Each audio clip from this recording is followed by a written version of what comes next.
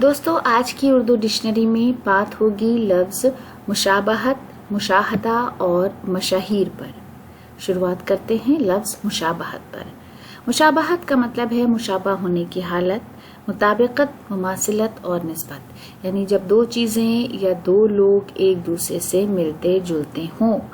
हिंदी में इसके लिए समानता, प्रतिरूप, साम्य, सादृश्य, उपमान, सरूपता और सादृश्यता जैसे शब्द इस्तेमाल किए जाते हैं। अंग्रेजी में रिजेम्बलेंस, सिमिलैरिटी, लाइकनेस और एफिनिटी जैसे अल्फाज से हम इसे समझ सकते हैं। अब्दुल एहसास का एक शेर है, मुशाबहत के ये धोखे, मुमासिलत के फरेब, मेरा तजाद लिए मुझसा हूबहू क्या है। फिर बात होगी लफ्ज़ मुशाहिदा पर। मुशाहिदा का मतलब है किसी दरियाफ्त के लिए, किसी खोजबीन के लिए, तहकीक के लिए बगौर देखना, मुआयना करना, गौर व खौज, किसी चीज़ का तज्जिया करना, दलील बसरी, ऐनी सबूत।